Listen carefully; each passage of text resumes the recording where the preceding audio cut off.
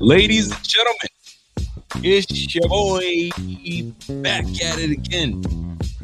And we continue to put the W's in the column.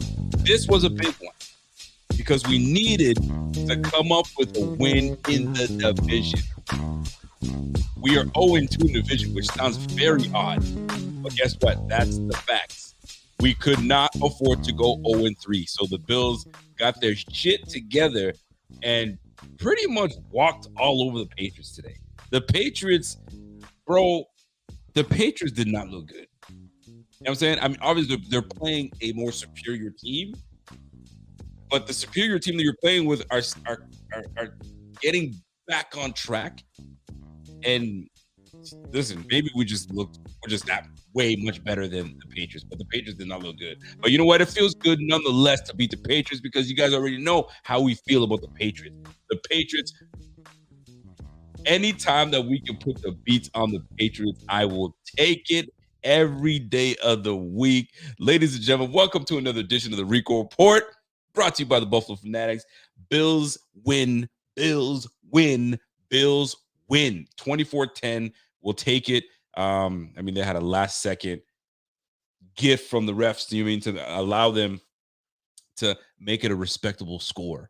But nonetheless, if you watch this game was, listen, we dominated. We dominated. This was a domination. It was a nice win. You know what I'm saying? We've had a few weeks of where we're like, you know what I'm saying? Even when we won against the Browns and the Lions, it was a tight competition. And we were like right to the end, right? And prior to that, we lost games. So like the last 4 games have been a little shaky. This one, you know what I'm saying? This one gets us back into like, this is what we're accustomed to. This is what we should be accustomed to, especially in a division. And we beat the Patriots like this. Lovely. Now, you guys know how I do. Before we get into Bills talk, let's talk about the opponent. Let's give them their flowers if we can find any. And let's go from there. So Patriots, Mac Jones looked lost. I can't even call him Mac Jones. Mac Jones is when he plays well, but it was Macaroni Jones tonight. Macaroni Jones was running left, right, center. He was running out of breath. He was going from left to right. Epinesa was on his ass. Even Jordan Phillips tried to get on action. I don't know what the hell Jordan Phillips is doing in the backfield. I don't know. We'll talk about that another day. But today, listen, like my man Scott Blakely just said, it should have been way more points than 24 points. This should have been a 40-burger night. But we're not going to talk about that. We're going to talk about the Patriots for the first bit. So their best player on the field, clear as day, was number 38, Ramondre Stevenson. And we knew this was going to happen. Ramondre Stevenson led the team in receptions with 6 receptions and led the team in carries. So 16 carries altogether.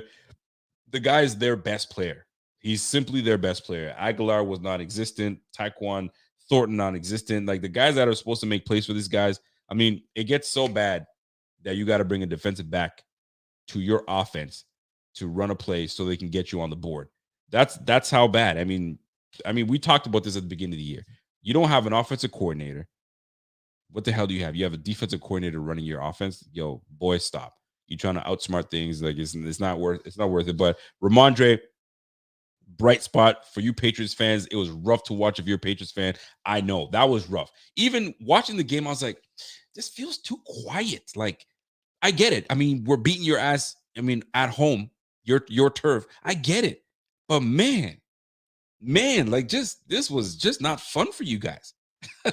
It wasn't fun for the Patriots. I'm sorry. I'm trying to find some nice things to say about you guys, but Mac Jones look at macaroni Jones and cheese, grated cheese at that. He ain't baked. He's not baked mac and cheese. That's for sure. He's like microwave. He's like TV dinner mac and cheese, bro. That was no good. You're not even gourmet. You didn't give us gourmet mac and cheese. You gave us TV dinner, crack the lid, put it in the microwave for a couple minutes. That's what we got today. And it was still watery. It was no good. You know what I'm saying? So Macaroni Jones, not so great. 22 for 36, 195 yards, 5 yards a pop. He threw a touchdown to a defensive back. It just wasn't good. He had a rating of, he took a sack today and a rating of 84. Just not good. Ramondre, best player on the field today.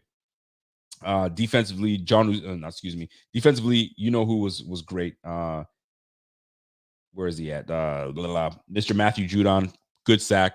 But you got the sack when Questenberry just let you walk right through. We'll get into all that. But anyway, at the end of the day, I'm done with talking about the Patriots. You know what I'm saying? It's a wrap. It's a wrap. Hold on, my man, Truth to Hearts is he's like, Rico, I'm supposed to be going to Toronto in 2 weeks. Any suggestions? Bro, there's so much to do in T-Dot, man. So you name it. Like, tell me what you're trying to do. What are your plans, and I'll let you know. You know what I'm saying? It's been a long time since I've been in Ontario. I mean, it's been a year since I've been in Ontario. But Toronto, that's another spot for me that I go to. So I got enough family and friends out there. You let me know what you're trying to do in Toronto, man. I'll let you know. I'll let you know where you want to catch a Raptors game. Catch a Raptors game, man. You know what I'm saying? Raptors game, you name it. Yeah, listen, Toronto is got everything you need. You let me know, and I'll guide you where you need to go. All right. Anyway, ladies and gentlemen, Bills 24-10, Patriots. They didn't show up today. They didn't show up. They couldn't stop anything. It was just not good. The only bright spot there was on the defensive side of the ball was Matthew Judon. And other than that, it was a wrap. The kicker couldn't do anything. He kicked something that looked like it was going to be great, and doink, hits the crossbar. It is what it is. Now, we're done with the Patriots. I tried to give you guys flowers, but there's really not much I can say to give you flowers. Your head coach got out coached today. It was just not good for you guys. Today was burn the tape, restart, and go figure something out. I don't know if Bailey Zappi has to come back in for you, but it looked uninspiring. Sorry for the Patriots fans. I feel for you guys. I really do. I'm trying to give you guys flowers, but there's not much I can give you guys. All right, we're done. You guys are good. All right, break. We're done. Now, let's talk about, before I get into the box score, let's talk about this Bills win. This Bills win felt good. This Bills win was necessary for Bills fans. All right. We put a lot of time watching this team. I know we don't play on the team, but we put a lot of time watching our Bills play, and our emotions are up and down. Cholesterol is up. You said cholesterol. You got me saying cholesterol. Our blood pressure is up and down, taking pills and all that stuff to bring ourselves back down. Listen, we invest a lot of time, sweat, you know what I'm saying, emotions in this damn game. You know what I'm saying? And today was nice for us to just have a relaxing time. You know, sometimes you want to put on a movie, and you don't want to put on a movie where you have to think. You don't want to put on a movie that you have to you have to really pay attention. Today was one of those games where it was like watching a show that was just light. It was light to watch, so a couple chuckles, and this was great. And I'll take it. And today's game was nice. It was nice for us to just beat down the Patriots, number one, on national TV. Everybody knows it. And we punted for the first time in 2 years against these guys. And I mean, sorry, it's 2 years. It feels like it's been 2 years. You know what I'm saying? But we had to punt for the first time in the second quarter, finally. Like, it's just one of those games where it was nice to win. And we won in such dominating fashion. Josh Allen looked good. He had a few plays where I would say, well, what are we throwing that for? Why'd you throw that? I mean, he threw a ball to Stefon Diggs at the end, I think it was like before half. Just threw one downfield. I'm like, okay, he's probably got something. Holy shit. All I saw were like 5 red jerseys and 1 white jersey. It's like, whoa, why'd you throw that? There were a couple throws that Josh Allen made. I was like, fam, he almost got that thing intercepted. Chill out, relax. But nonetheless, I liked what Josh was able to do today. Very controlled game. Very controlled game. Run game looked awesome. To me, at least. I'm maybe using the wrong word, awesome. I don't know if it was awesome, but it was very encouraging.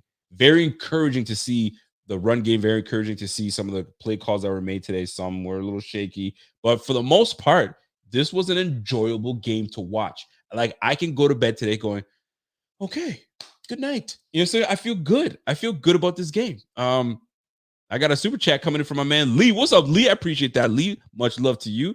Tremaine Edmonds. Yo, we're gonna get into Tremaine Edmonds. What a breath of fresh air to have Tremaine Edmonds back. And we'll get into the defense and I'll go through the box score. But overall, this game, it just felt that we were in control the whole time. We were in utter control. I mean, there was that one. I mean, this is the NFL. You've got to find ways to score, and the Patriots did. And then once we figured that nonsense out, it was back to your regular schedule program. Bills dominate the Patriots, and that's how it should be. That's how it should be. And it's the beginning of getting the W's in the AFC East. Ladies and gentlemen, the Bills are 9-3. We're 9-3. Let's keep it rolling, man. Let's keep it rolling. Billy Williams said that was a slow death. It was kind of, it did feel like a slow death, didn't it? We just took it to them. And it's not like we beat them down. It was just like a slow, it was like a slow, it's like putting something in the smoker. You know what I'm saying?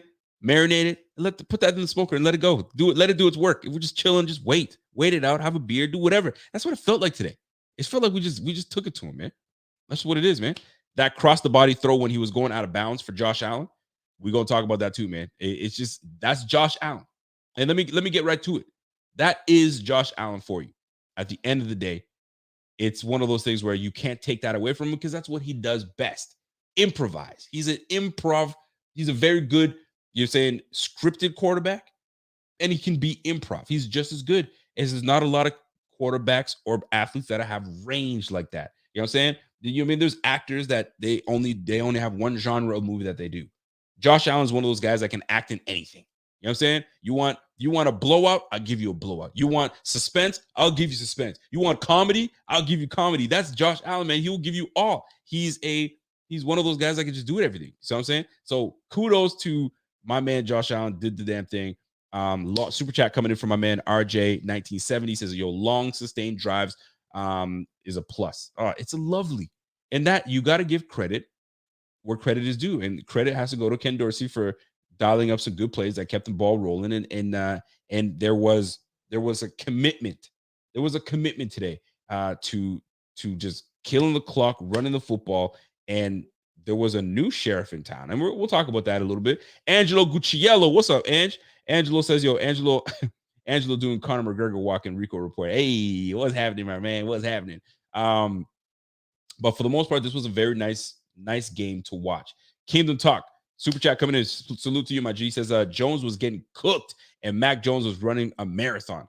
Yo, we'll get into that. We're gonna get into that. But for the most part, I just want to say, like, listen, this team is on the ascension again, right? We were freaking sky high, and then we kind of plateaued, and then we kind of took a dip, and then we're back on it to where we're on our way up again. You know what I'm saying? So there's peaks and valleys in these games, right? So right now we were up on a high, we went down a little bit, we plateaued, went down, we're back up again. So that's how some games go. But the trajectory now is on its way up, and I hope it stays on its way up. So let's keep that going, man. It's good to have the defense coming back together. We're almost at a full defense, minus you're missing a couple players here and there. And I don't know where these rumors are coming from, but like maybe Micah Hyde comes back. I doubt it, but that's what I've been seeing and reading. So who knows? I got a super chat coming in. David Questenberry showed a lot of heart, but that dude better not see the field again. Prime example of why we need to draft linemen. Listen, man, Seinfeld, you're not wrong. I don't know about you guys, but I don't know. Al Michaels is like, take him off Thursday nights. He's bored. They keep putting this guy in with games that are just not great. And today was no different. But not because Al Michaels is terrible, but his partner. I remember his partner. I don't know if you guys remember this. I laughed my ass off. I said, what? His partner was like, gotta give credit to David Questenberry because he bummed the ankle and he's got it taped back up and he's back in there and deserves a game ball. I said, what? And right when he said that, Quessenberry gets pancaked and put on his ass. Are you kidding me? And then he starts to walk it back. Well, I saw that play, but I just say give him a game up because of the heart that he. Man, shut your ass up, man. Be quiet.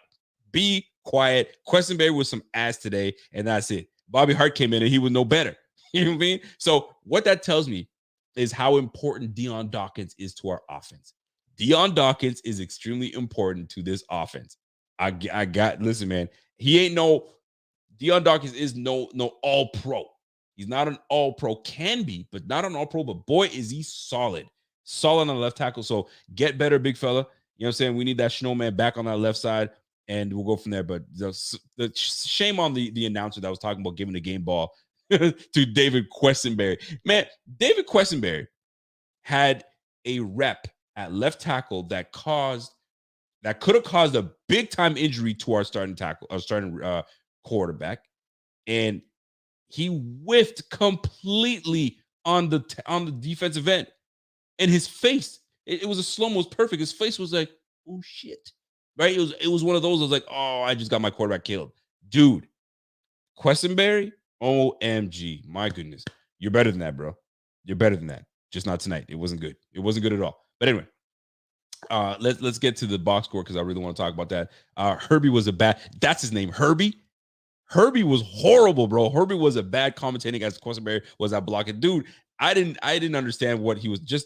I know when games are boring, when games are being dominated, this is where you got to give credit to guys like Tony Romo. I'm not a fan of Tony Romo anymore. I used to be until he started becoming oh, Jim, and I don't like that. But anyway, but this Herbie guy, I get it. It's a blowout pretty much, and you got to kind of keep things going and keep things light. But yo, just know what you're saying, brother. I know it's a tough task, but Quessenberry, he was straight booty, man. He was straight booty that night. But anyway, I don't want to stay too much on that.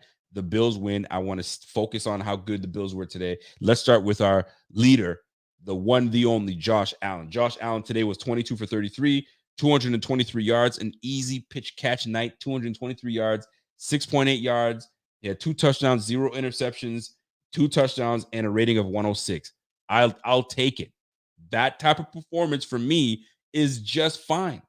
And we put 24 points up. We could have put way more points up. You know what I'm saying? But 24 points was modest. If we really wanted to push it, I mean, we were taking a knee with 1 minute and 50 seconds left. 1 minute and 50 seconds? And we were taking a knee to just end the game. That's how much we were like, yo, you good? Have you taken enough of a spanking? We'll meet you guys again later in the season, but just take this beat down. You know what I'm saying? We could have put more on. I mean, freaking Tommy Sweeney with the hold that negated a 40-yard bomb, 40 to 55-yard bomb to Stefon Diggs in the end zone.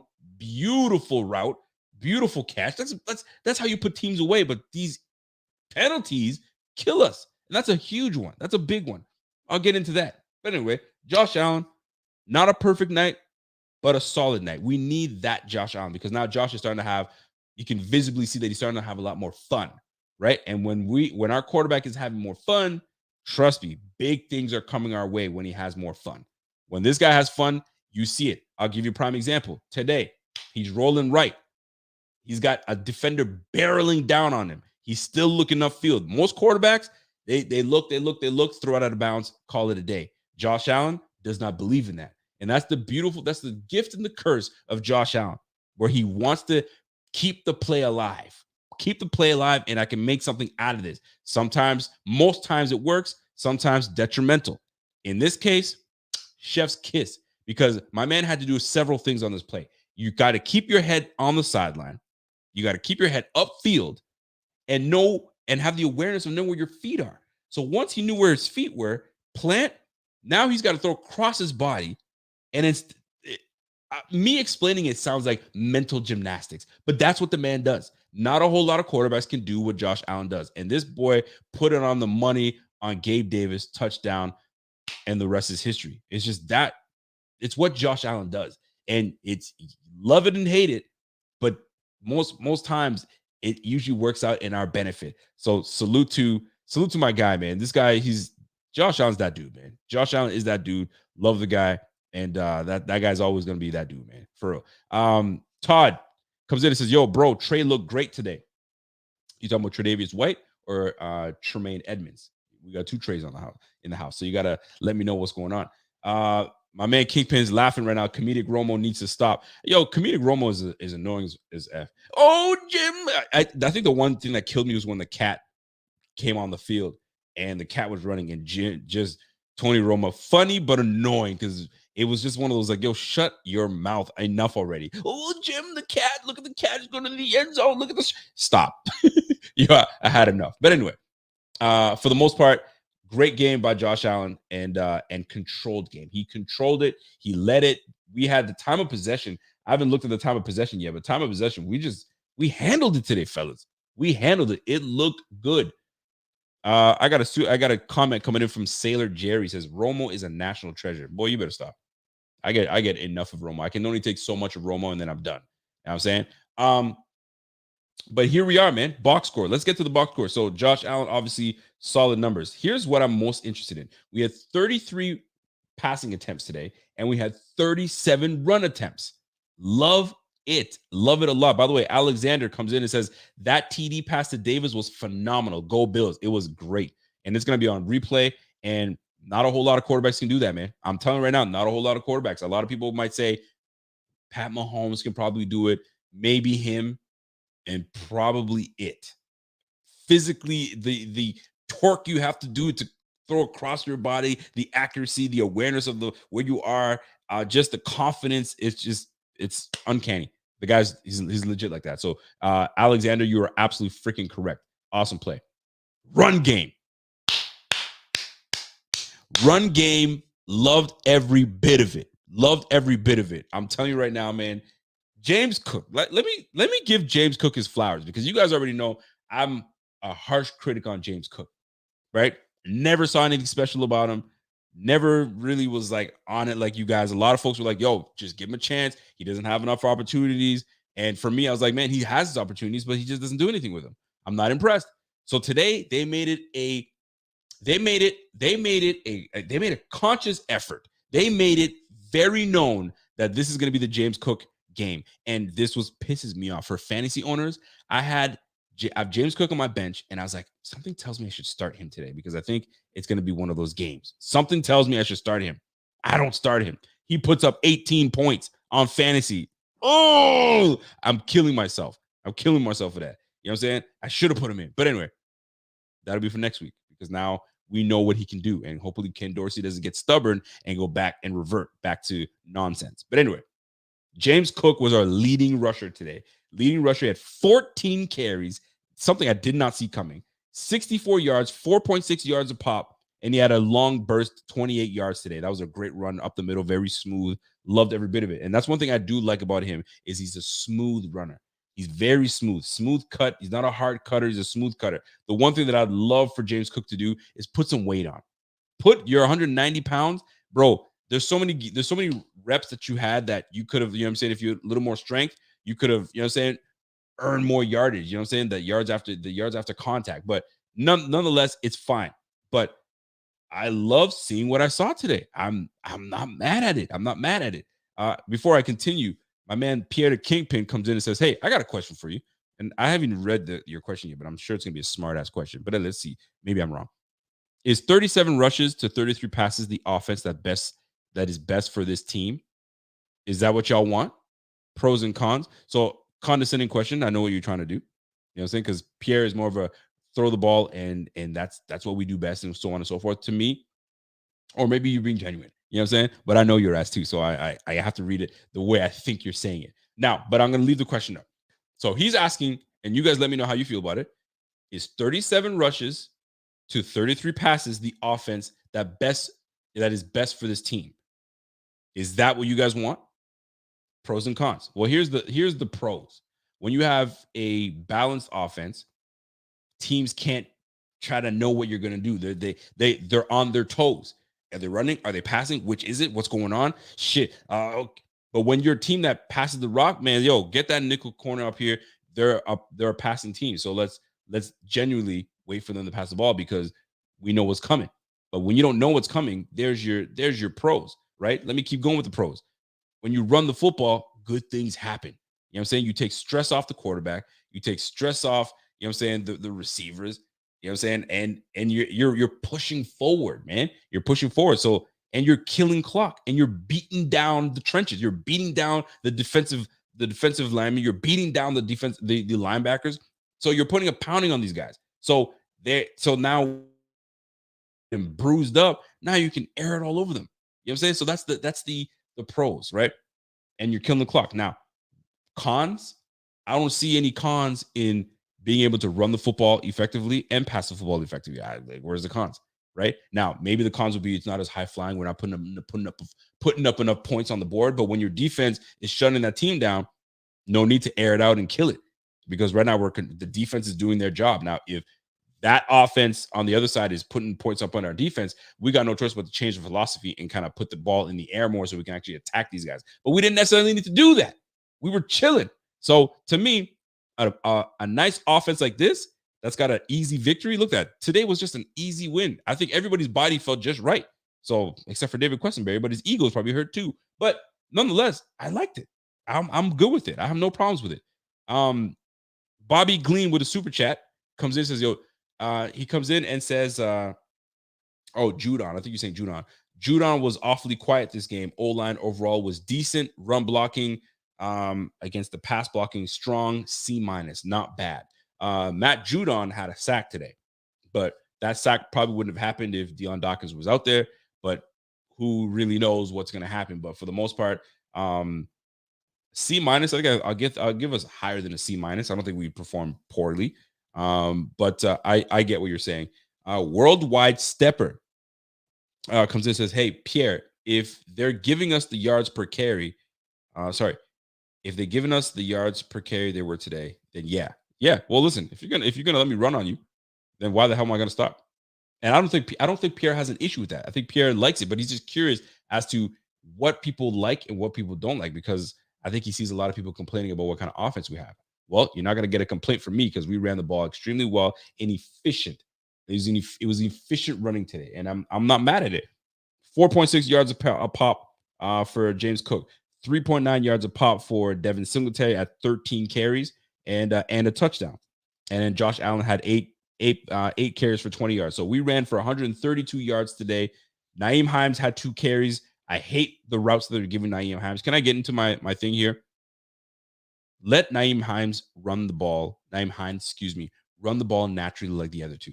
But you guys are giving him all these jet sweep type carries. Like, stop. Just let him run the ball naturally the way he's supposed to, instead of trying to get cute and all that stuff. Stop making him a gimmick type of RB. I'm nitpicking here. You know what I'm saying? I'm very much nitpicking. But for me, let him run the rock naturally. It was instead of all this other stuff, because he lost yards on one and then had a not so great rep for himself where he chose to do all this dancing. Yo, let him run north-south. Put him in plays that he can run north-south, and then we're okay. You know what I'm saying? But I mean, I ain't complaining though. I'm not complaining. I feel all right. Scott Blickett comes in and says Dane got burned for a long pass. Luckily, Macaroni sailed it. Dane. Well, listen, there's a reason Dane is got benched for Xavier Rhodes. So Dane Jackson, boy, he's going through it. He's definitely going through it. I got a Patrick. What's up, Patrick? Patrick comes in and says, hey, great game plan execution today. That's the way. The injuries are piling, but when we play smart football, run some ball, play disciplined defense, and make it simple, we have a good chance. And you're absolutely freaking right. That's exactly right. We have a great chance. I got another super chat coming in from Catherine Potter. What's up, Kathy? Catherine Potter says, Hines and Cook poised to take it to the house. Yes, they are. I thought Hines would have took one to the house today on punt return and kick return, but maybe it's not this week. Maybe it's going to be next week. Sometimes I'm ahead of myself when I put these things out there. But nonetheless, I'm not mad at it at all. Now, 132 yards today for the running backs, 37 carries, 14 for James Cook. Lovely to see James Cook getting the touches. Not only did James Cook have 14 carries, James Cook also had 6 receptions. Dude, that's 20 touches for James Cook. What the hell? Has Devin Singletary had that many touches lately?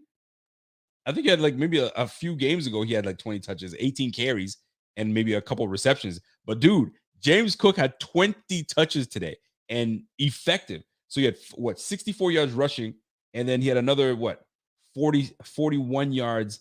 He had over 100 yards today, man. Yo, kudos to James Cook. kudos to James Cook. I'm happy for the man. I'm happy for him. The only thing that I want to see from James Cook, put some weight on, hit the gym, put another 10 pounds on, get to about 200 pounds. Your speed's still going to be there. Put 200 pounds on, and then we can talk. But you got all offseason to do that. You have all offseason to do that. But kudos to James Cook. Loved every bit of it. Now, receiving room. 7 receptions for Stefon Diggs, 92 yards, 13 yards a pop, a touchdown. The guy's tied for league lead for 10 touchdowns. And guess with who? Devontae Adams, one of the best in the game. You're looking at 2 of the best in the game? Devontae Adams and Stefon Diggs. Stefon Diggs has his 10th touchdown. Kudos to him. He's at 7 receptions for 92 yards in this game. And he could have done more damage with that long bomb, but that got negated by Tommy freaking Sweeney with that stupid hold, and then wants to put his hand up like, I didn't do it. Boy, stop. Anyway, 7 receptions, 92 yards from my man Stefon Diggs. Next guy up, McKenzie. I am loving more McKenzie. They're finding ways to get McKenzie in his right spots, and I'm loving it. And he's taking full advantage of it. That's what I love. And for those that were still, I still shame on people that were saying, get him out of the game, stop letting him get touches. McKenzie is a special type of player, man. He's got the speed and quickness. You just got to find ways to take advantage of the defense with him. So I don't want to hear any of that stuff, right? Isaiah McKenzie, 5 receptions, 44 yards, almost 8 yards a pop, 8.8. And he caught all 5 of his targets today. James Cook, 6 receptions off of 6 targets, 41 yards. Nyheim Hines had 1 reception for 20 yards, right? Gabe Davis, 2 receptions off of 7 targets. Here's the thing, man. They're giving Gabe Davis his targets. What's going on? 2 receptions? One of them was a little bit of an outreach. It was just out of his reach. I get that part. But like 7 targets. And then I love it. They're targeting him so that he's still part of the offense. But we need more from Gabe, man. We need more. We need more. Isaiah McKenzie's holding his own and helping out, but we need more. We need more. Ravi says, McKenzie is not consistent enough. He can disappoint in critical situations. Well, consistency to me is 6 receptions last week for 96 yards, 5 receptions this week for, 41 yards. For 44 yards. To me, that's consistent. You're making your receptions. I give you your targets, you catch them. I give you your targets, you catch them. That's consistent to me. Maybe the consistency's got to come from Dorsey not giving him the right plays. Put him in the right position, he will succeed. And it's showing 2 games in a row. So I don't want to hear that he ain't doing what he's supposed to do. He is. He's doing just fine. It's Pierre Kingpin. What's up, Pierre? Pierre comes in and says, why McKenzie always seems to be stumbling? My guy stuttering worse than me. Yo, you stupid ass. You stupid ass. Listen, man, his feet are quick. He's trying. Sometimes what happens too is when you envision what you're trying to do, that you're envisioning the move, the play that you're trying to make with your legs, but you didn't quite get the ball yet to do that. You're all discombobulated, man, because you're thinking of what you're gonna do, but your legs the message didn't quite go to your legs yet, right? So sometimes vice versa. Your legs are going and you haven't quite compute what you're trying to do. So maybe that's what it is, man. He gets excited. But point is, you know what I'm excited about? He's making consistency. He's getting consistent catches and getting first downs and moving the chains. That's what we want. He's no Cole Beasley. You know what I'm saying? But he's doing the best effort that he can and it's working for us. So kudos to my man McKenzie. So McKenzie, 5 receptions, 41 yards. James Cook, 6 receptions, 41 yards. And then Khalil Shakir with the 1 reception today, and that's it, 1 for 1. But Gabe Davis, we need more. I like Gabe. I like him a lot. He's having a career statistical year, but I need more from Gabe Davis. I don't know about you guys, but I know he got the touchdown today.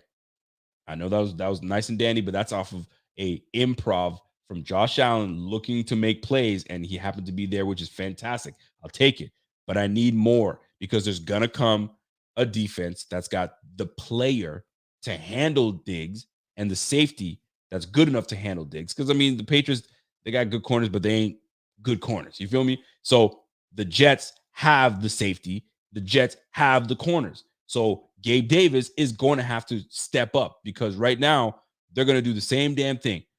Gardner's going to probably be on. He's going to do the same thing. Gardner will probably be on Gabe Davis.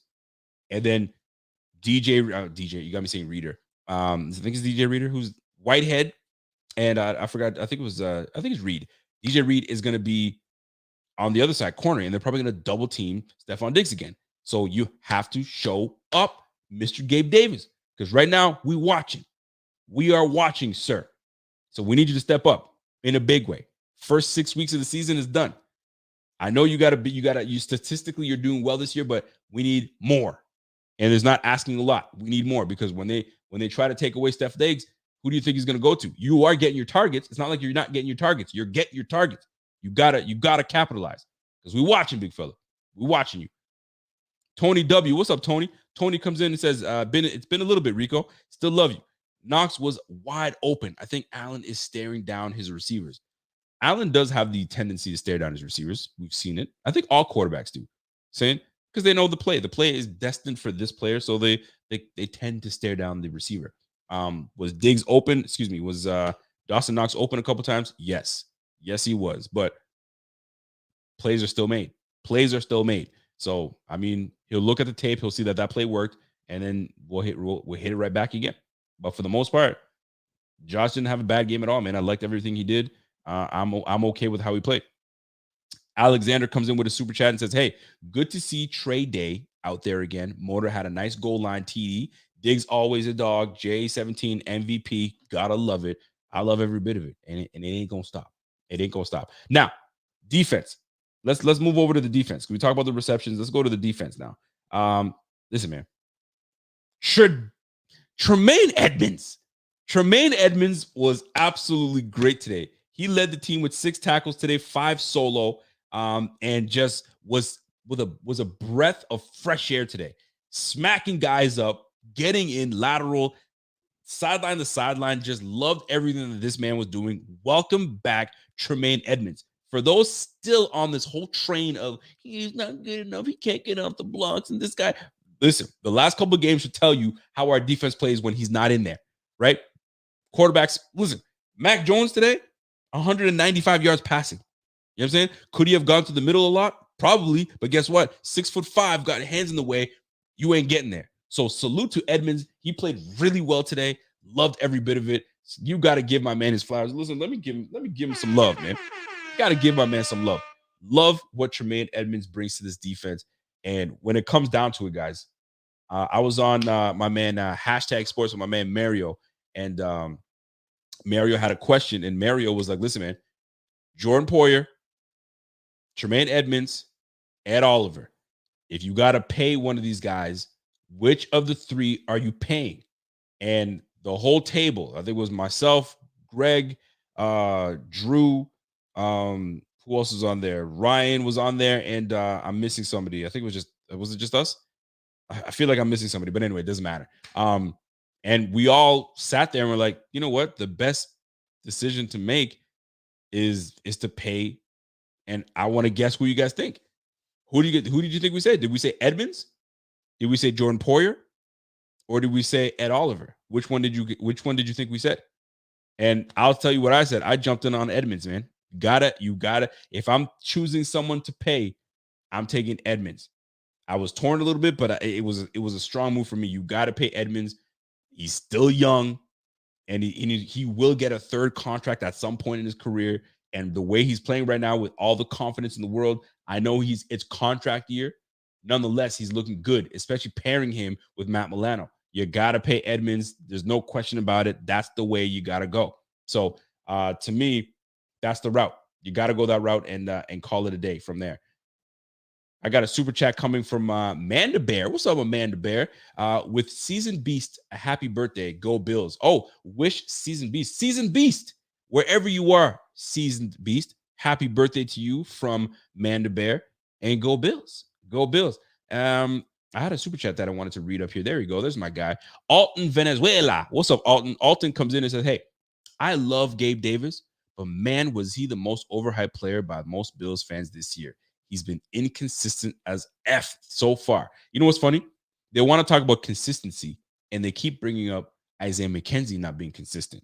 You want to talk about someone that's not being consistent? That's Gabriel Davis.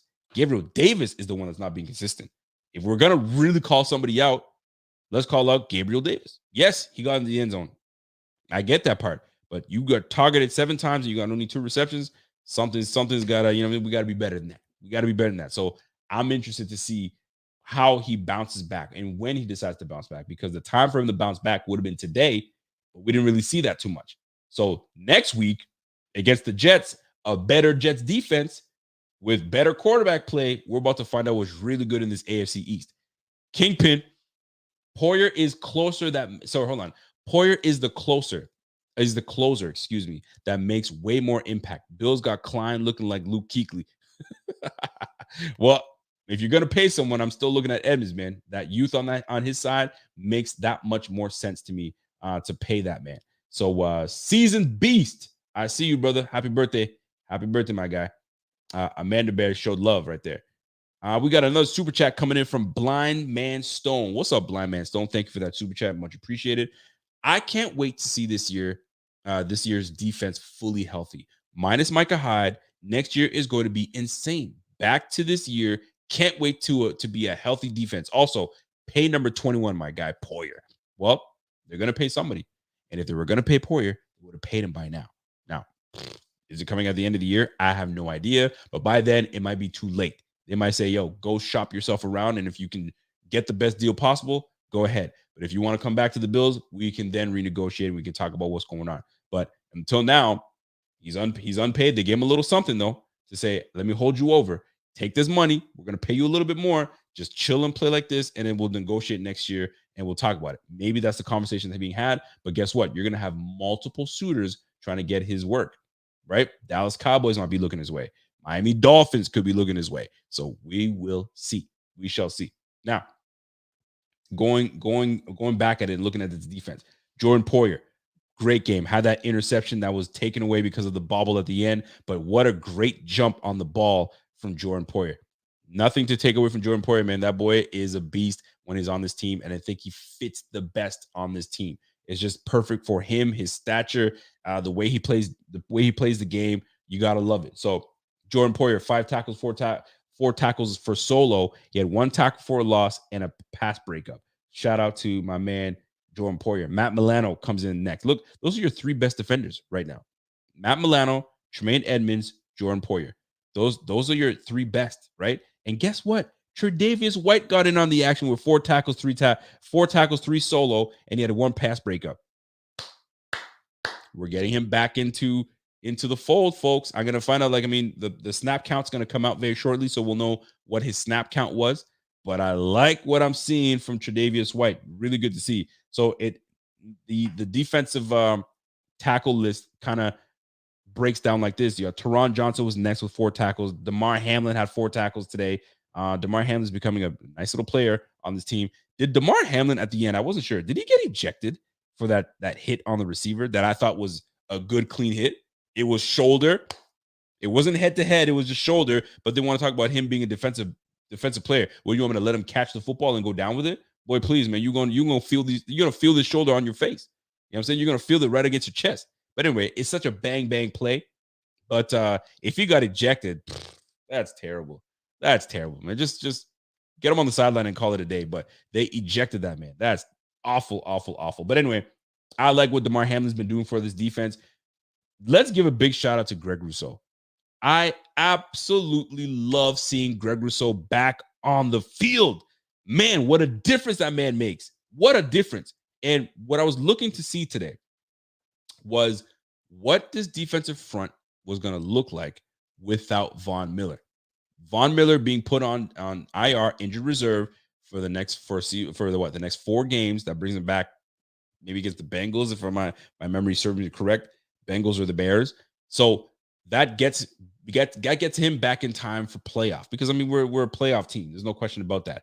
But it was lovely to see no Von Miller and see what this defense was able to bring to us. And right now, we had 1 sack today, and that was AJ Epinesa. Great on AJ Epinesa. So that tells me AJ Epinesa soaking up the information. Greg Rousseau soaking up the information. Even Carlos Basham soaking up the information. This is what we wanted. This was part B of the reason we signed Von Miller. Part A is because of what he does. He's a future Hall of Famer. Part B, what is this defense going to soak in from him? And they soaked it all in today. Look, how many tackles for loss today? We had 4 tackles for loss. We had 1 sack today, and we had 4 QB hits. Kudos to the defensive front. Love it. We shut down the run. If not for Ramondre Stevenson's 18-yard run or whatever for a 16-yard run, folks, we shut that run down, that run game down, man. We shut that shit down. Ramondre Stevenson had 54 yards. 54 yards. The whole team had 60 yards rushing. We allow average just over 100 yards. So this is right where we're supposed to be. You want to try to run on us? Good luck going through Tim Settle. Good luck going through Daquan Jones. Good luck going through Ed Oliver. And Ed Oliver, the last couple of games has been on point. So kudos to this defense. Kudos to Greg Rousseau coming back. I'm loving every bit of it. Thank you. My goodness, man. Straight up, great job, defense. Defense held it down today, allowing only 7 points, touchdown plus the late field goal. They can have it. But for the most part, we shut it down today. They couldn't get a rhythm. There was no rhythm had by the Patriots today. Show me where the rhythm was. They had no rhythm. This is the rhythm. There was no rhythm. They had no rhythm today, man. So it was all Bills, all Bills, all Bills. That's what it was, man. Tony W comes in with a super chat. We appreciate that. Tony W says, Trey is back. They threw at him just to see if he could tackle. He was great, and the front is stymied, even without Miller. There you go. You're absolutely freaking right, man. You're absolutely right. Kingpin, Stevenson is kind of different, though. Big fan. He's going to be a problem. Held him down tonight, though. Stevenson is a great player, man. Ramondre Stevenson, he's everything. He's everything. Like, listen, you take away Ramondre Stevenson off that team, bro, it's not the same, man. The boy, listen, man, he was breaking tackles. He's pulling the pile. He was just doing it all for this team. He did everything he could, and he was taking some good smacks today. That's why you need guys that got weight on them, man, because you don't got weight on you, it's going to be a short career for you. So shout out to Ramondre Stevenson. And apparently he's got a big fan in Coach Belichick. Belichick loves Ramondre Stevenson. So we'll see how that plays out for them. But he will be a good player for them in the future. But guess what?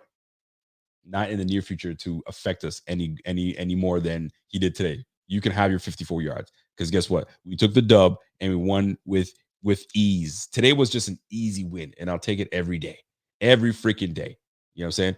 Tennessee Titans Weekly. What's up, fellas? I see you guys out here. Yo, we coming for you, man. We coming for everybody, man. We already took the Titans down, but y'all look decent.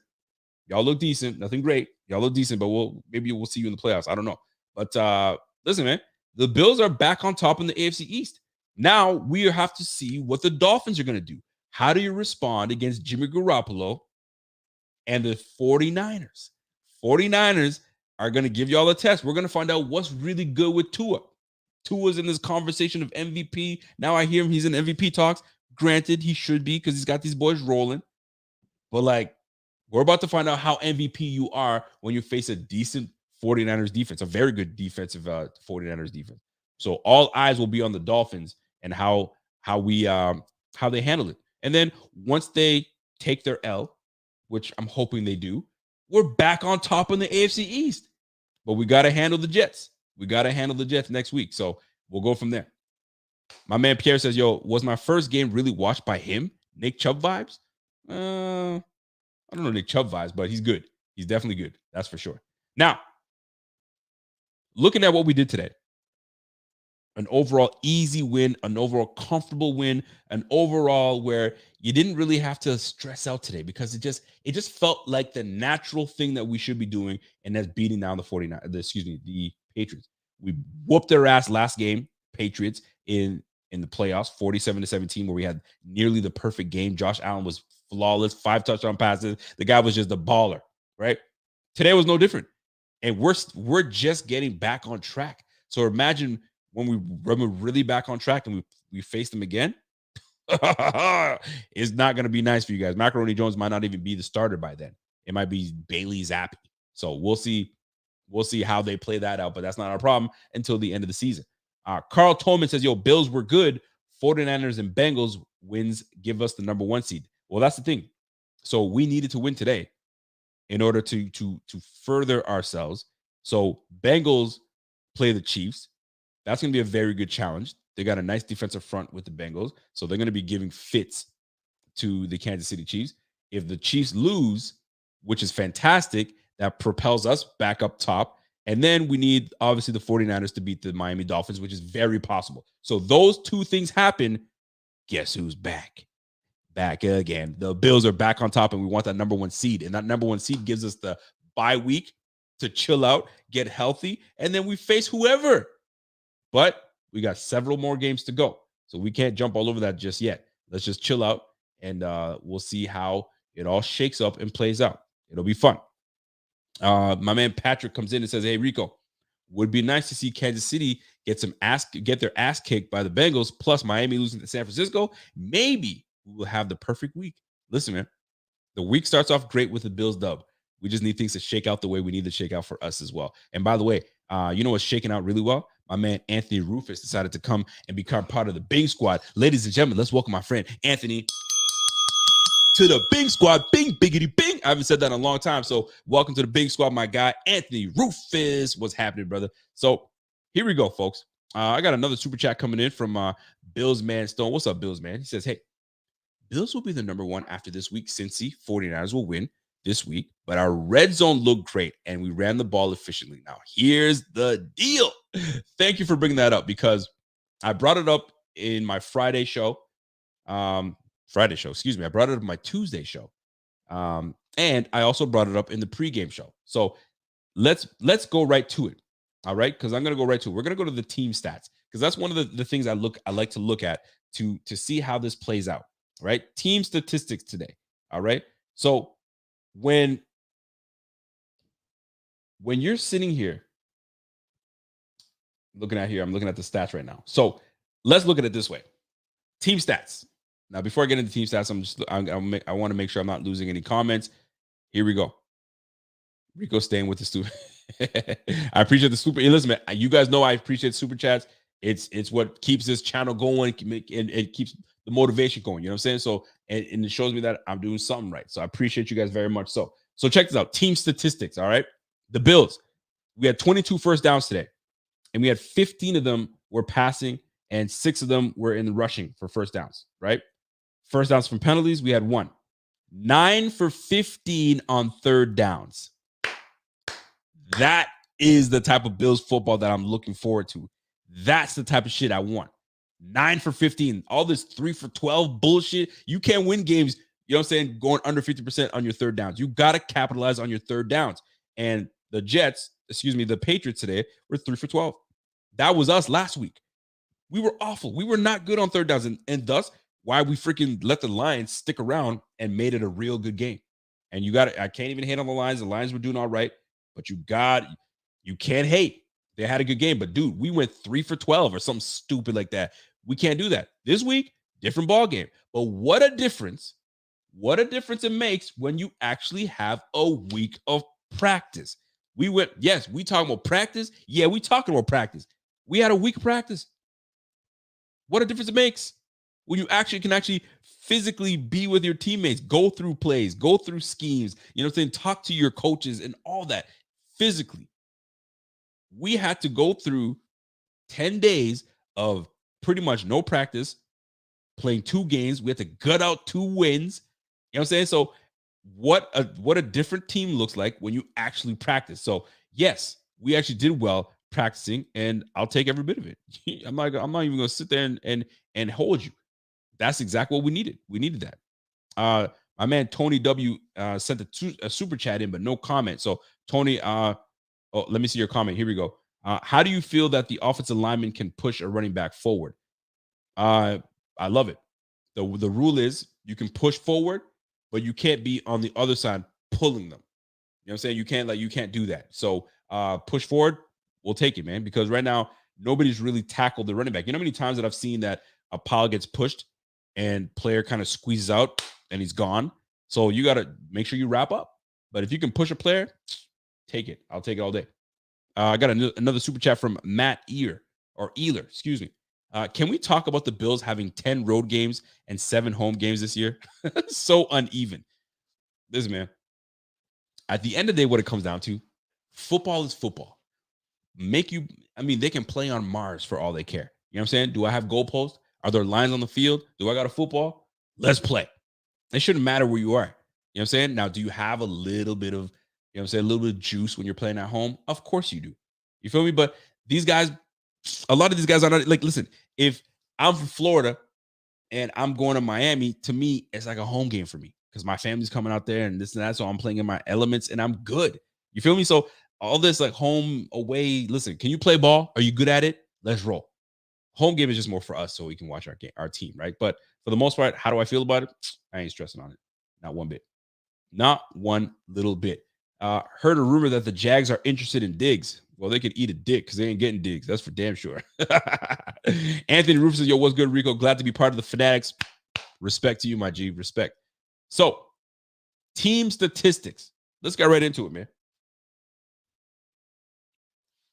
We went 9 for 15 on third down efficiencies. We didn't have to go for it on fourth down because we were kind of doing what we were supposed to do. 223 passing yards today, obviously. And here's the big one for us, right? We sacked quarterback twice. But here's the big one, folks. This is the one I've been wanting for. In the red zone. Red zone, we went 3 for 3 in the red zone. This is what we need. When we give Tyler Bass, and I love Tyler Bass, we love Tyler Bass. Player, special teams, AFC Player of the Month, we love Tyler Bass. But I'd rather have 7 than 3. And that's exactly what we did today. We went 3 for 3 in the red zone. And I was specifically watching for this very thing because I use an analogy. And I'm repeating myself a little bit, but I'm going to for those that are new viewers. And I'll make it very quick. Or just go follow me on Twitter and you'll see exactly what I'm trying to say. So what I was trying to say is this. The Seinfeld. If you guys are big on Seinfeld, I watch Seinfeld. And that episode where Seinfeld wants to rent a vehicle and he goes to the place and he's like, hey, I'm here to pick up my vehicle. And they're like, yeah, sorry, you made it all the way here, but we didn't hold the reservation for you. So, well, let me see what we can do for you. And he goes, wait a minute. I asked for the reservation and you guys said, yes, you have it. But now that I'm here, it's not here. So you guys know how to take the reservation, but you don't know how to hold the reservation. The reason I bring this up is because the whole year or the last few games, the Bills have been getting into the green, right? Getting into the 40-yard line, 30-yard line. They get into the red zone and we get there, but we don't know how to finish. We don't know how to get into the end zone. We're settling for field goals or we're taking stupid penalties or we're turning the ball over. This point, we're getting into the red zone and we're finishing in the red zone. So today was great. It reminded me of that Seinfeld, right? Hold the reservation, right? You're taking the reservation, but you're not holding it. Well, guess what? Bills today held the reservation and we got into the end zone 3 times. We went 3 for 3. So kudos to Ken Dorsey finding the right plays and the right scenarios and taking advantage of personnel to get us into the end zone. Love it. Love it, man. I can't stress that enough because we get into the end zone way too many. We're too good of an offense for us to jump into the red zone and come away with 3 points or come away giving the ball up. So that's a bit on Josh Allen's control to not throw the ball and just willy-nilly. Now, that ball across across the chest and back to the middle, risky, but it worked out for us. There's some days it does and some days it doesn't. Most times it does work out. So 3 for 3 was a big key component to today's win, and it was in my keys to victory. We've got to finish in the red zone, and what a difference it makes. We win 24-10.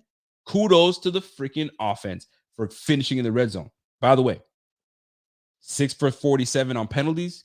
Cut it out. We got to stop that. That Tommy Sweeney penalty is still killing me right now. Tommy Sweeney with that damn hold when you have Stefon Diggs down and beating his receivers, like his DB. It was easy work, but play gets brought back because we have undisciplined players that are just doing some dumb shit. Let's be better than that, folks. But the fact that we came out with this dub, I'm completely happy with it. Let's roll. Joshua D with the super chat comes in and says, hey, what's your opinion on the offensive line as far as spots that need to improve? Well, my opinion on the offensive line is this. David Questenberry, valiant effort today on the line. But for the most part, I wasn't impressed with him at all. And he almost got our quarterback killed. It shows you the importance of Dion Dawkins. Dion Dawkins is very important to this team. And he's very important to Josh Allen. So we need him back as soon as possible. But for the most part, I think we did all right. The one guy that I'm really critical on is Spencer Brown. And Spencer Brown held his own today. He didn't do a bad job. Now, I got to watch the game all over again.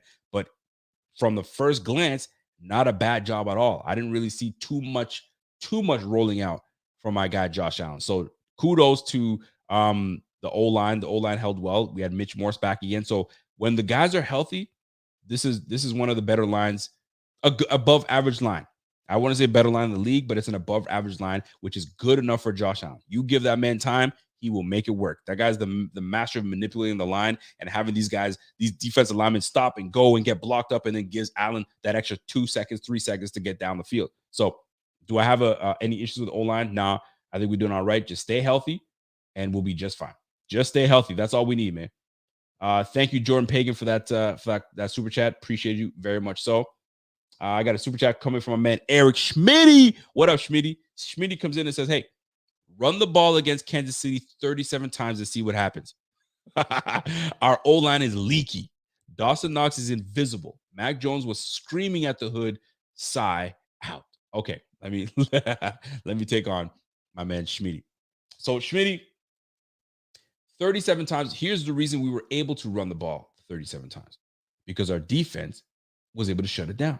So if our defense can hold down Kansas City, you best believe we will run the ball. Now we're up on score, so that's how you control the clock. If I can control the clock by keeping Pat Mahomes on the sideline, you damn right I'm going to run the ball 37 times. If I have to and I'm killing the clock, I'll take it. And here's the big one. When you run the ball 37 times, Schmitty, you kill the clock. 38 minutes of time of possession today to the 21 minutes for Mac Jones. Inefficiency. You're out. You're not doing well offensively. And now you're giving me the ball and I'm scoring. I'm 3 for 3 in the red zone and I'm killing the clock. Yeah, damn right. Yeah, run the ball against Kansas City 37 times. You damn right I will. If I'm killing the clock and leaving Pat Mahomes on the sideline and I'm scoring, give me 40 runs. Give me 45 runs. If I'm keeping those bums on the sideline and I'm scoring and I'm killing the clock, give me that. I'll take that all day. I thought Eric Schmitty thought he had me on something. No, sir. Give me that. Give me that all day, man. If we can control the clock and we control that team and we control the trenches, I'm taking that every day of the week. Especially if our defense is playing the way they're playing. We played really well today. So you got to give it to them. And we're getting healthy. That's the big part, man. We're getting healthy. Tre'Davious White being back gives us awareness, gives us a guy that's got veteran ability. He's seen things. He knows what's going on. And he empowers the others. Look how well we played today. So let's keep it up, man. Let's get healthy. Let's keep getting better. This team is good enough to win the Super Bowl. We are good enough to win the damn Super Bowl. We just, eliminate the mistakes, eliminate the bozo plays, and we should be just fine. Eric Schmitty says, "Yo, only 13 seconds, Rico." Don't do that, Eric. Eric, don't do that, man. You don't got to do that to me like that. You don't got to remind me of 13 seconds. I mean, we all know. We know what's up. We know what's up. If we run 37 times on Kansas City, that means we won. You damn right. If we're running 37 times, that means we're doing something right. If we're passing 60 times, we're trying to catch up. You know what that is. I ain't playing that game. But anyway, so to me, I love what we were able to do, team. What stands out to me is a 3 for 3 in the red zone. The 6 penalties, I'd love to lower that amount. I think we've have far too many penalties. I'm not a big fan of that, but 38 minutes of possession. Give me all the smoke. I love every bit of that. Let's go. I'll take that, man. So team statistics, love what we did today. I'm happy about it. And listen, man, if we can keep that up, let's keep it up. Let's really do it. Schmitty comes in and says, "Rico, you know damn well you can't keep Mahomes on the sideline." Anyway, bro, only needed 13 seconds. I'm stirring the pot, y'all. I know what you're doing. But yeah, I mean, if we run the ball 37 times, that means we're doing something right. So I'll take that all day. My man Patrick says, "Yo, Rico, there's a discussion here about OBJ coming.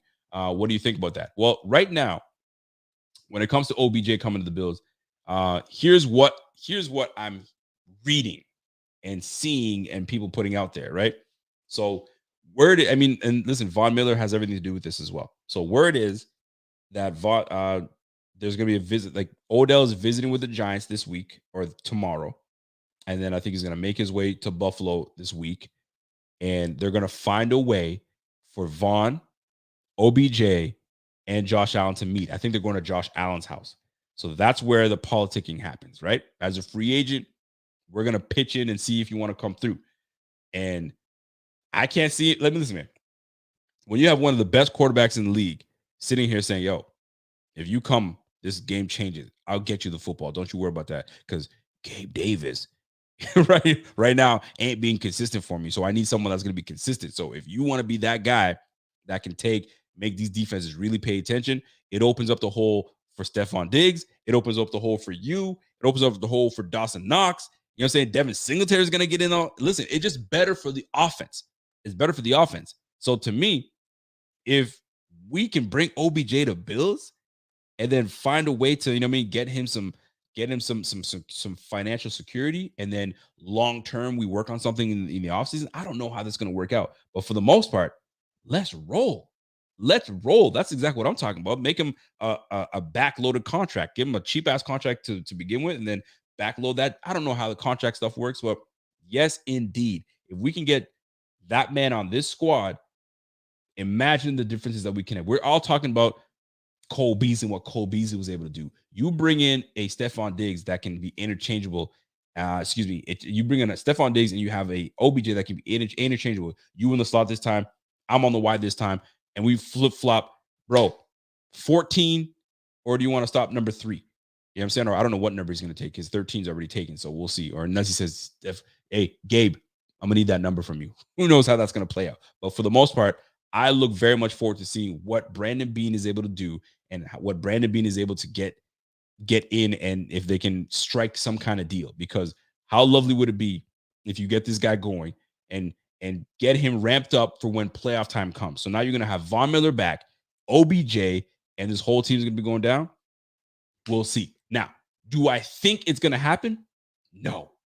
Do I think he's going to choose Dallas Cowboys over the Bills? Yes. I really do think that. Do I want to be wrong? Yes. But I think he's going to go to Dallas over Buffalo. If you're really about football and you want to win, and you're in a culture that, you know, fosters winning and love and brotherhood, come to Buffalo. But if it's about football and it's about life, it's about, you know, your family and so on and so forth, I mean, go to Texas. You know what I'm saying? Like, tax free, all that good. You're in the biggest. I mean, everything's big in Texas, right? You're in a big state, right? And it's Cowboys get national love all the time, so it makes sense. So we're about to find out what's really good, how good our pitch team is. Can we pitch him to come to Buffalo, or if it's strictly just a way for him to raise the money that he's going to get from another team? And that's ultimately what I feel. I've said this before, and I'll say it again. Von Miller is helping him get to a team. They're friends. I get it. It's going to happen. But for me, Von Miller obviously would like him to come to Buffalo so they can play together. But at the same time, if he doesn't, yo, bro, at least I helped you get a bag. You're going to get a bag from somebody. If it's going to be the Bills, great, you're playing with me. If it's going to be from the Cowboys, at least I helped drum up some interest for you. We'll see how it plays out. I'm looking forward to seeing how it plays. And hopefully we see OBJ in Buffalo. We'll see. King Noble says, yo, that's fine. He'll regret it when he goes to Dallas, gets knocked out for the first round. He would regret it. If he goes to Dallas and then they just get blown out in the first round and the Bills go out and win the Super Bowl, he's like, fuck, I should have picked that team. Hey, it is what it is, man. It is what it is. Mr. Rodriguez, yo, I'm definitely sleeping good tonight. No anxiety. Felt great about this game. Go Bills. You damn right. You damn right. Let's get back to the good talk about this game, man. Overall, this game was fantastic. I'm not going to hold y'all today. Because this is one of those games where we did what we were supposed to do. We stopped the run. We got into the red zone. We went 3 for 3 in the red zone. We didn't turn the ball over by throwing interceptions. We got that stupid fumble, but it's gonna happen. Question Mary, you know what I'm saying? But we didn't throw interceptions, and that was the problem. We were throwing interceptions. We were giving the football away, right? So that was the killer.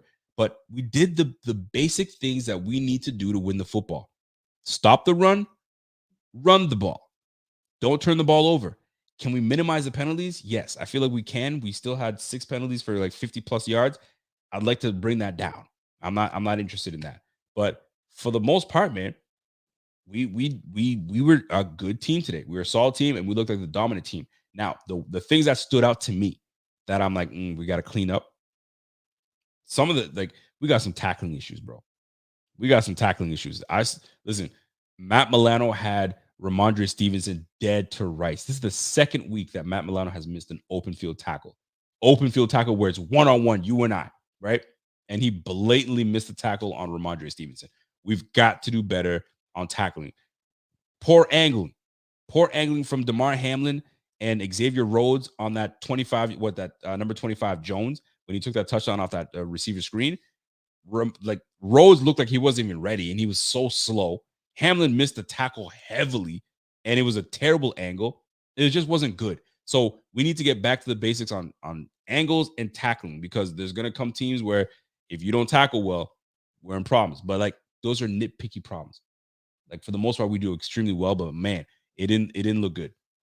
Xavier Woods was playing CB1 today. Xavier Woods was across the way from Tre'Davious White, and then Tre'Davious White had his pitch count, then he was done, and then Dane Jackson came in. So I think Tre'Davious White played the first half, to my knowledge, and then Dane Jackson replaced him, and I think that's how it played out. Freddie J with a super chat, he comes in and says, "Hey, no reason to sign OBJ. He's not in on it." Okay, pull up his stats live, man. Regression 101. Couple that with his diva mentality. Come on now, Freddie. I'm gonna call cap on that, fam, because the same mentality was given to Stefon Diggs. Diva mentality.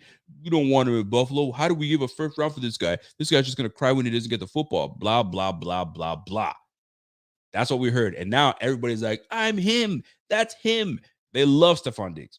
It's going to be no different with OBJ. Fam, when you got the culture that this team has, the coaching, the management, the freaking player bond that these guys have, yo, how could you not want to come to Buffalo and love it?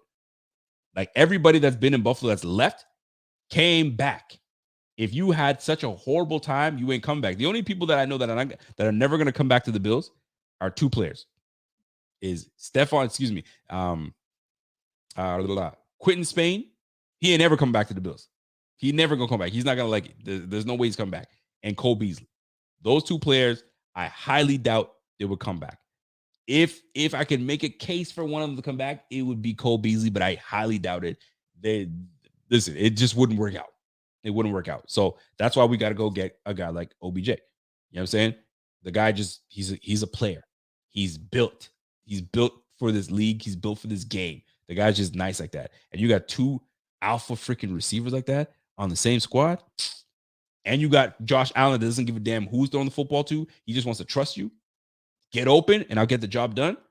You can't ask for any better. You can't ask for any better. So salute to OBJ if he wants to come to Buffalo. Yo, we got a spot right for you. You know what I'm saying? If you want number 13, you might have to pay up for it. But we got a spot waiting for you, big fella. So we'll see how that plays out. And who knows if Gabe Davis will be back the following year. So it might be OBJ and Stefon Diggs next year if we sign him. I mean, now I'm getting ahead of myself here, but you guys catch the drift. You guys catch the drift. My man Walter Scales. What's up, Walter? Walter comes in with a question. He says OBJ regression is better than anything Davis has ever done. Damn, there goes the shade. Also, do you think Odell Beckham wouldn't be better having Allen throw him instead of Baker? People are reaching for excuses not to get him. Walter, that is freaking bang on. People are reaching for reasons that just don't make sense. He's a diva. Let me break it down to you. All receivers are divas. Have you not heard Devontae Adams speak? Devontae Adams speaks like a diva, but he gets work done. You know what I'm saying? All receivers are divas. That's the biggest diva position. It's a receiver. Give me the damn ball. Let me show you what I do. You know what? And opposite from the diva is a shit talker. And you know who talks the most shit? DBs. You know what I'm saying? That's just what they do. So to say he's a diva, all freaking receivers are divas, man. That's what it is, man. They're on an island by themselves. They think they're open all the time. You know what I'm saying? I put that boy in a blender. Like, come on, son. Like, it's just what it is. So to make it to what Walter says, finding excuses for not to be on the team, regression. What are you talking about, man? If not for his injury, he would have been the Super Bowl MVP for the Rams. Just saying. You know what I'm saying? And I'm no shade on my man that said he had a regression. It's just that, he's reading and saying what everybody else is saying. Sometimes it's just good to, independently think for yourself. You feel me? I'm just saying. No hate. I'm just saying. My man Schmitty comes in and says, yo, what's funny about the diva thing is that awful color commentary by Herbie talking ish about how Stefon Diggs was frustrated, so Allen had to throw him a TD. Dude, you are cringe. You know what? Absolutely right about that. Now, I will say this though. It is not an easy job to sit there and talk and for entire game and seeing one team dominate the other. So you got to make some kind of storyline as you talk about. When you make up these storylines, they tend to, have some traction. The traction may not lead to anything, but now you got us talking about it. When he was talking about giving the game ball to Questenberry, boy, shut your ass up with that Questenberry game ball. Stop it. And then, he's just mad and he just made up for that. Boy, stop that nonsense too. You know what I mean? But it's the way the game was going. Because had that game been a different ball game, that conversation would have switched up heavy. Would have definitely switched up. Z-Matt says, yo, Cup was still number one on that whole season with the Rams. Now imagine the same attention they took off of Cup for Diggs. Well, Diggs has been doing it without. So he's just, listen, you bring him. You're right, though. Diggs is already doing that right now without. So imagine OBJ coming to town. You know what I'm saying? So watch out. And Josh and Diggs already have that connection. So that's like, you know what I'm saying? You know how you can have a friend and you don't talk to that friend for like months. Let's just say you go weeks to months without talking and you get back on the phone, you all can talk for like 6 hours and it don't miss a beat. It's like it's like you never went 6 months without talking. That's the connection and friendship and chemistry that Diggs and Josh Allen have. Those boys can dial it up like nothing. So if OBJ does happen to come to Buffalo, the relationship and chemistry between Stefon Diggs and Josh Allen will never waver. That thing, they're in lockstep. So now they got to build some. OBJ's got to build it with Allen, but we're probably getting ahead of ourselves. Let's just wait till this whole plays out, and if the Bills happen to be able to sign and bring on OBJ, that's huge, man. That's the biggest free agent that would come to Buffalo since, I don't know, we'll say Terrell Owens. Talk about free agency, Mario Williams. That's the biggest. That would be the biggest one. So listen, let's go. Sign them up. Sign it up and let's make it work, baby. Let's stop all this chatter and let's make it work. And that's the way I look at it myself. Culture. So Freddie J super chat says, culture. Is OBJ willing to give reps to Diggs or cry and smash another kicking net? His stats are garbage. He's washed. No reason for the hype. Oh my gosh. Okay. Yo, Freddie J, you tripping right now, bro. So let me I'm gonna put something in here. Hold on a second. You tripping. You straight tripping right now. I can't believe you just said that. He's washed. That's some crazy talk, bro. That's crazy talk. All right. So the 21 season. I'm looking at the 21 season with LA Rams. All right. Let me see what Odell was able to do. Hold on a second. Because I want to give the statistics when Odell was next to a very good receiver that was a Triple Crown winner. All right. So looking at what OBJ was able to do. So he was with Cleveland for a little bit, and then he went to the Rams. So he wore number 3. Okay, that's what he wore. He wore number 3. Okay. So he played 8 games and started 7. So of the 7 games that he started, he was targeted 48 times. He had 27 receptions, 300 yards. He was gaining 11 yards a pop. He had 5 touchdowns. All right, 5 touchdowns in 7 games. And his let me see here. His catch percentage is 56.3%. And we already know that boy can catch everything. So to me, what's the problem? What you think is gonna happen? And here's the bigger part. What did he do in the playoffs? All right, let's see what he did in the playoffs. So in the playoffs, he had so he started all 4 games. Here's the big deal: playoffs. Okay, this is what we'd be bringing OBJ for. Don't forget, he was coming off an injury when he left Cleveland, right? So he went to Cleveland off injury. Then they cut him, and then he went to the Rams. Okay, so when he got to the playoffs, when he's prime, now he had 7 games of getting acclimated with Stafford and getting acclimated with the offense and learning it and so on and so forth, right? But here's the deal: 26 targets, 21 receptions, 288 yards. He had just as much yardage in the playoffs that he did in the regular season when he's learning the playbook. Okay, he had 14 yards a pop almost. His catch percentage was 80%. It jumped up from 56 to 80%. He had 2 touchdowns, and he was averaging 72 yards a game. All right, so let's talk about that. He's regressed. He's He's fallen off. He's washed. Are you nuts? Fam, come on now. When you're a baller, you're a baller. That's just what it comes down to. So he's going to have enough time to get acclimated with this offense if we do sign him. And then by the time playoff comes, yo, he'll be primed and ready to go.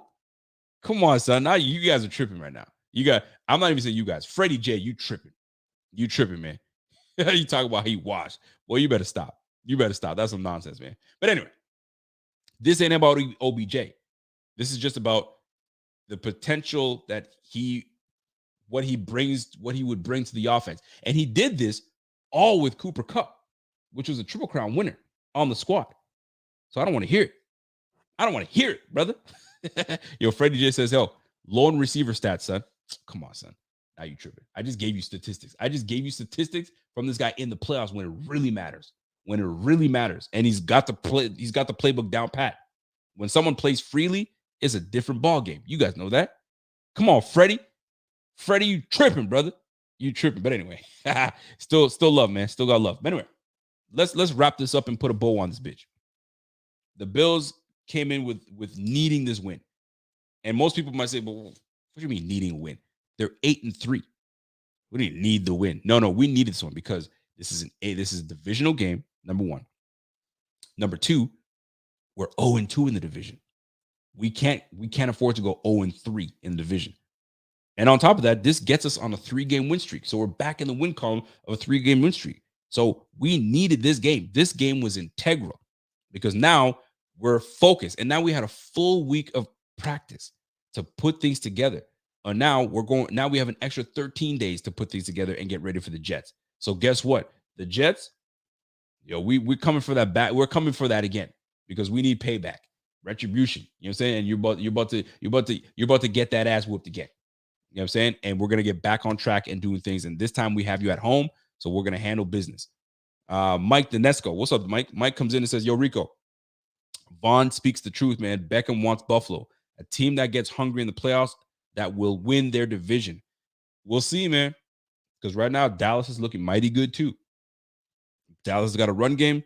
Dallas has got a hell of a defense with Micah Parsons on there. Same with the Bills. You know what I'm saying? And it's in a state that's pretty damn popular with no state tax. So all those factor into it. And his woman, I mean, I would probably rather be where she's at. But it all depends on lifestyle, what he's able to do, and so on and so forth. So we'll see. He's got to visit with the Giants. He's going to visit with the Bills, and then I'm sure he's going to visit with the Dallas Cowboys at one point. So we shall see. We shall see. But we'll see, man. It would be lovely to see him back with us, but I guess we'll find out. Freddie just says, OBJ or a bust. Yo, you're coming around, man. You're going to come around, Freddie. Freddie knows. Freddie just, I think Freddie's just worried. He's just worried that the chemistry is going to falter on our team if he comes and he doesn't like what he's seeing. So he wants the Bills to have all the success in the world. But you know what? When you have this team that's playing the way they are, not a whole lot can bring that thing down, man.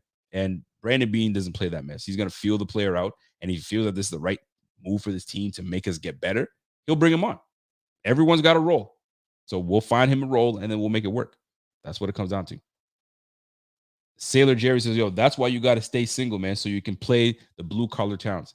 I see what you're saying, man, because your woman's going to want to stay in the big city, the bright lights and all that stuff. I get it. But sometimes people don't want that. I'll give you a prime example. I don't want to speak on this, man, but do you ever see Josh Allen's wifey out and about and doing all this stuff? No, ma'am. This lady stays quiet, does her thing, lets her husband, that lets her man do his thing, and she stays off the scene. Patrick Mahomes' lady is all over the place. Just here, just there, and doing all this stuff, right? Britt is like, nah, man, I'm chill. Yo, you do you. I like to stay on my own. I got my puppy. I'm chilling. I'm straight. You know what I'm saying? And some people are really like that. They don't need the limelight. So I'm not saying that I know OBJ's lady like that. I somewhat do, but you never know. You just never know. But anyway, let's wrap a bow on this bitch and call it a day, because this is a good week. It's a good day. We get to be done with the Patriots for now, and we'll face them later. The Bills get a victory. We go 9-3. It's lovely. And we got bigger fish to fry. So we got to take on the Jets. We got to go through the AFC East again. So Patriots down, Jets are next. So we got to make sure we got him. And here's the beautiful thing about this. We have time. You know what I'm saying? We have time to rest up and then we get back to playing football. But we got a little extra time to get ready and prepare for these Jets. And Mike White seems to be the starter going forward. And he seems to, you know what I'm saying? He had a 300-yard game. He's hardly any incompletions, 3 touchdowns. They look good. So that's why we got to prepare. Leslie Frazier put a game plan together, and let's freaking trounce these guys when we get them, and let them really know we can't just beat them 21-10. We gotta spank them. But that's for next week. I'm gonna leave it at that. So we got a nice, you know what I'm saying, 10 day, 11-day rest, and then we'll go from there, man. So that's it for me, folks. That is it for me. For those tuning in on podcast, appreciate y'all. Keep tuning in on the podcast. If this is the only way you can do it, if you're listening to me in the car, at home, you name it, we'll take it. It's the way. Sometimes it's the way to do it. If you can't do it live while watching me on YouTube, jump in on the podcast. That's how we roll it on all social media platforms. Let's hit it. For those tuning in right now, appreciate you always. Right now at my time, it's almost 2:00 in the morning. So I got to bring my black ass to bed. And for those of you guys tuned in, thank you so much. You don't have to stay here and tune in with me, but you are. We got 580 people watching right now. Salute. We appreciate you. While you guys are here, smash that like and show some love, man. And subscribe to the channel if you have not subscribed. Ismael Madero, let's go win the division, man. Let's win the division. We need 3 in a row. We've got 2 in a row right now. Let's make it 3 in a row. We got to take these boys down. We do. Freddie J, what's up, Freddie J? Freddie J comes in and with a final super chat and says, hey, OBJ versus Davis. If Josh defaults to Diggs, what's the point? The point is he defaults to Diggs because maybe he's looking Davis's way, and Davis has limitations.